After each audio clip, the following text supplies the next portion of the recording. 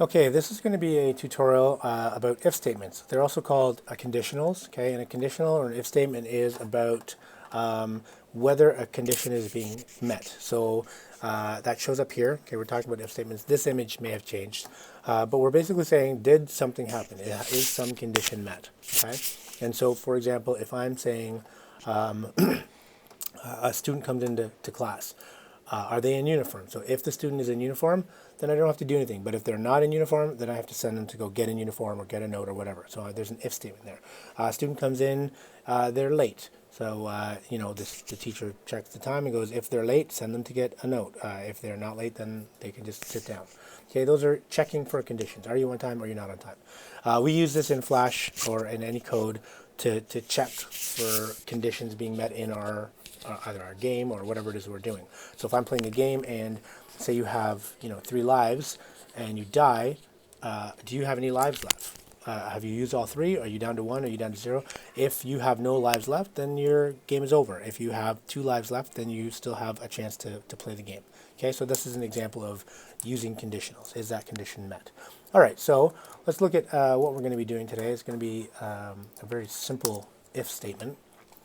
So we've basically set a number, okay, either 1 or 2, and we set it in our code, so you can see it's being output here. The number we set is 2, and we're checking if I selected the right one. So when I click this, it's gonna say, did this number match that number? And if it does, it says yes, it does. And if I click this one, it goes no, it didn't, and it's gonna output some text, okay, saying no, this is not met. So if it's correct, say yes. If it's not correct, then say no. Okay, so let's look at how that's done.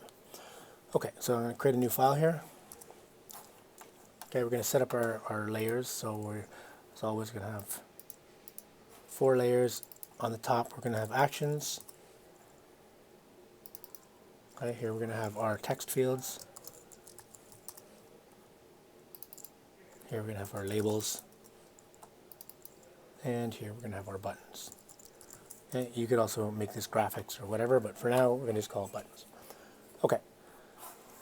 Create our buttons, make a circle, and it's going to be red. Okay, so there's my button.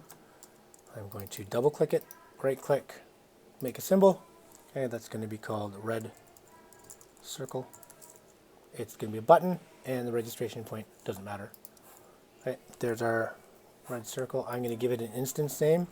That's just going to be button 1. Okay, and I'm going to copy it and paste it, and this instance name is going to be button 2. All right, I'm going to move these up a little bit because they need to be sort of central. We're going to have 2 text fields, one here, which is going to be a label. We're going to have another one below, which is going to be dynamic. That's going to say try again or yes, so that's going to change. So that'll be dynamic, this will be static, and we're just going to put a number 1 and a number 2 on our labels so we know which button is which, or our user does. Okay, so let's start off with black text that says choose 1. Okay, and I'll center that.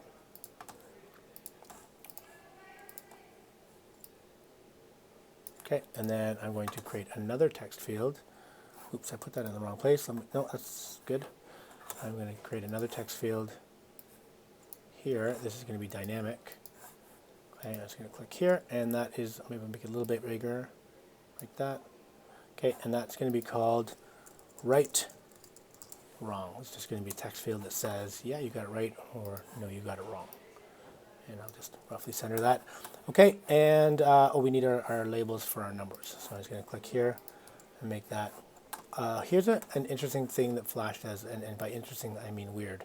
I accidentally made this a dynamic text field. I don't need it to be dynamic. It's not going to change. It's always going to be 1. So it should actually be static.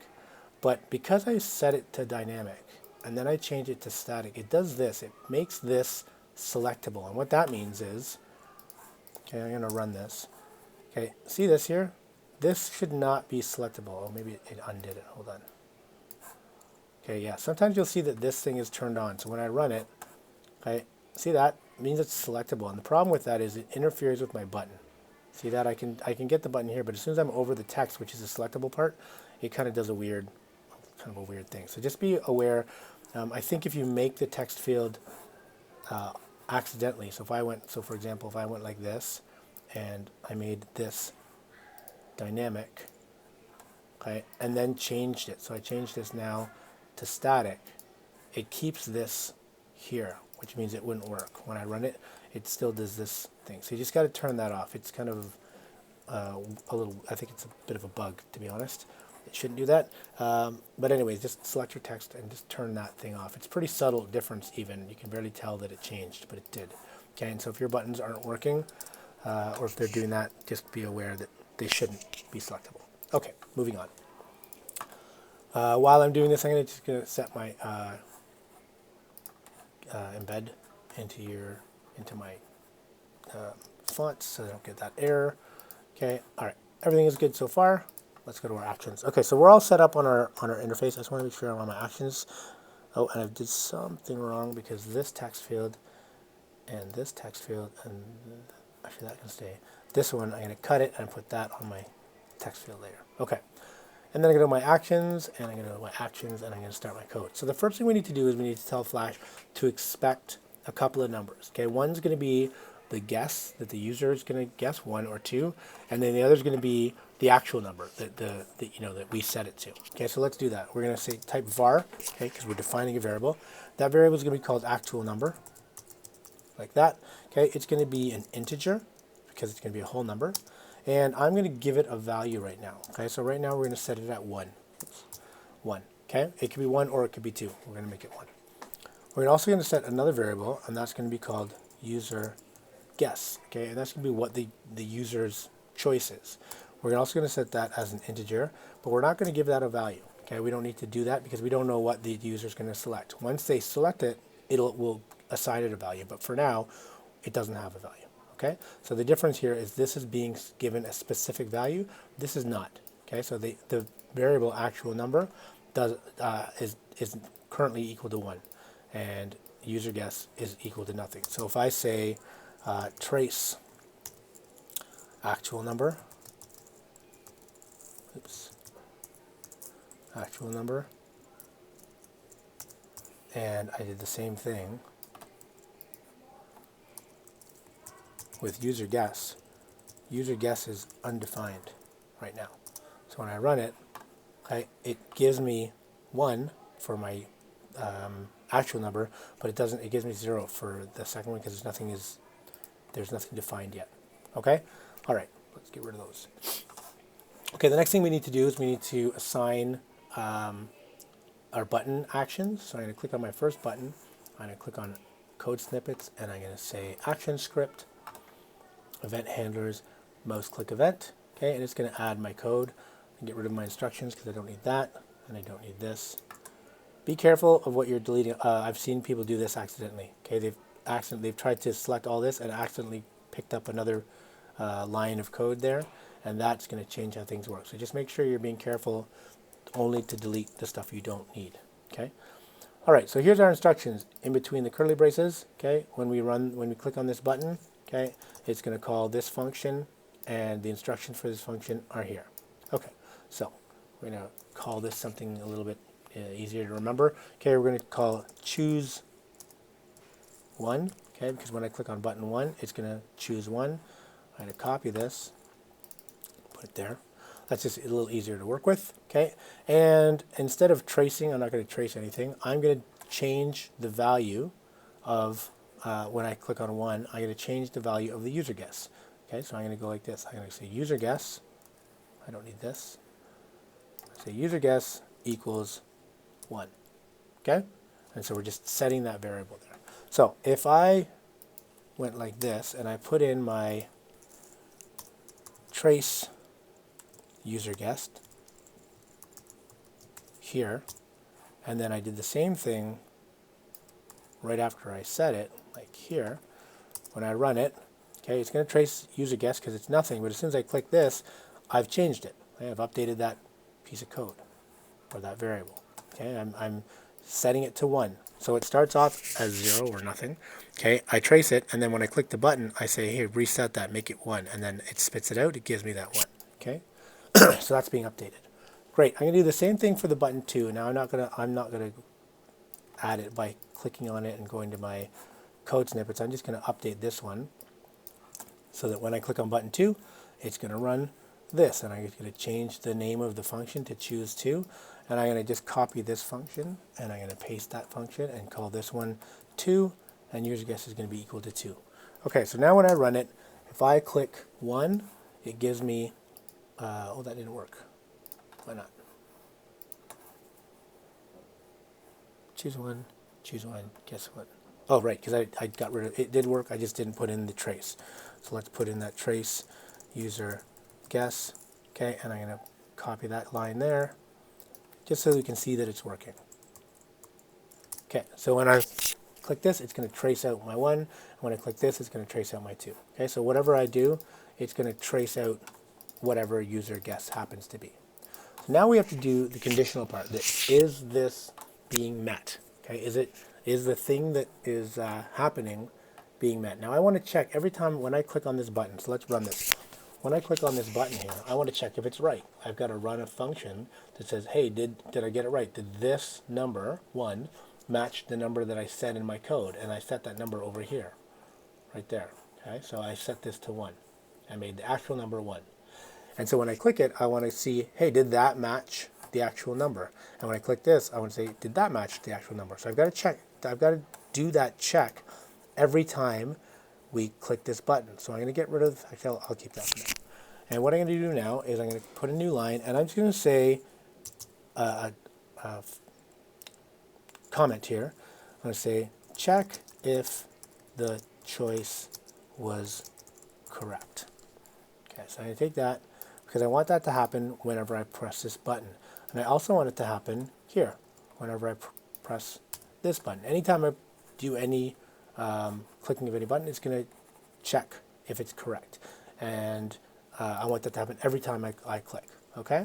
So, just like I want it to trace out here, the value, okay, of user guess, I want it to go and check if that matches this thing. Okay, so here's where we get into the actual if statement. So what we're going to do is we're going to write a function. Now eventually I'm going to replace this with the call, but let's go and first write our function. So we're going to go to the bottom here. All right, and we're going to name our function. Okay, our function, okay, function is going to be called check. That's a sensible name. Has no parameters, so we don't need to do anything there. And I'm not finished talking about it yet, so I don't want to do that yet. I don't want to put in a semicolon because I'm not done with this function. This function needs some sort of arguments. Okay, it needs to do something. So we start off with a curly brace. And when I hit enter, it's going to put the second curly brace because the instructions for this function go in between two curly braces, just like this one. Right? So we say a function does this, and everything that has to do fall in between these curly braces. So the first thing we need to do is we need to say, and I'm going to write this in like regular person like language, just so you guys know what I'm talking about. If the number that you chose is the same as the number that was set in the code, we're going to say, I can just indent this a bit, say yes. Okay, that was, it matches. Okay, so if, or we'll do that, that's probably easier. You were right. Okay, so if the number that you chose, this one, is the same as the number that was set in the code, say you're right, you got it right. Okay, and if not,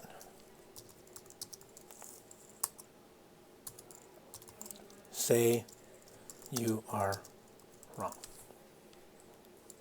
Try again.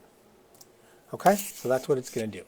Okay, it's going to say those things. Now, we know that when we want to say something, okay, we can probably replace this line with just telling that text. Okay, this, what's going to be you are right, is going to go into our text field. So we can probably do this line right now. We know that when we do that function, it's just going to make the value of right, wrong, which is the name of that text field. We're going to make the value equal to you are right. Okay, and this one here, I'm going to copy that. I'm going to put that here because we know that that's how you say this in Flash, right? Flash, if you want it to put something in a text field, we just have to make the value or the property of this text field equal to whatever we put here, right? So right, wrong is the name of that text field. You are right is going to be the value of that, or the value of that property text, okay? So that part is sort of easy. Now we have to figure out the syntax or the way in which you're supposed to write this thing, okay? If this thing, then do these instructions, and if not, do these instructions. That's the part that's a little tricky. So what we're doing is we're basically saying, if something, do this, otherwise do that, okay? So if it's right, you're right, and if it's not, you're wrong. Another way of saying if not, and the way that we use it in code, is else.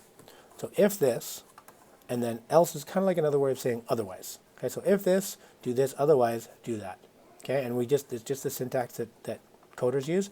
It's always been that way. So there's an if statement, and there is also an else if statement and an else statement. So this is an if and an else. If this, then that, otherwise this. Okay, and so that part is pretty straightforward. And we have an if statement that says if something, this is the condition. We're checking for this condition. Okay, so we're saying, when I talked about a student coming in, if the student is in uniform, then great, you're in uniform. Otherwise, send them down for a note or tell them to get in uniform or whatever, right? So if a condition, then this, and if not, then this. Okay, so because this is a condition, this is the condition we're checking for, we're actually going to put it in these brackets. Okay, so if this here, and that tells Flash that that's what I'm looking for.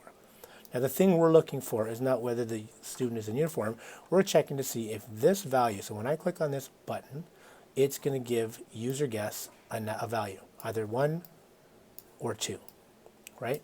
So I'm saying if this value, user guess, okay, so let's do that. Okay, so actually let's replace the number that you chose. Okay, what's the number that you chose? Well, it's user guess. Okay, if user guess is the same as the number that was set in the code. What's the variable for that? That variable is called actual number. Okay, so if user guess is the same as actual number, oops, what's your spelling? Okay, if user guess is the same as actual number, now you're probably thinking that this is equals. This is a little bit of a new function here. Equals is used to set a value. So if I say x is equal to 100 and y is equal to 100, or the text value is equal to this thing, you're saying make this thing into this thing. But when we're comparing two things, if I'm saying is this the same as this, we actually use a different operator, and that's called equals equals. That actually is a comparison operator, and it means the same as. Okay, so 2 equals is how we say the same as something else in code. Okay, and so I say if this is going to be the same as this, then I want you to use some instructions. Now I have to tell Flash where those instructions start and where they finish. So I'm going to go open curly bracket, and at the end of that instruction, close curly bracket.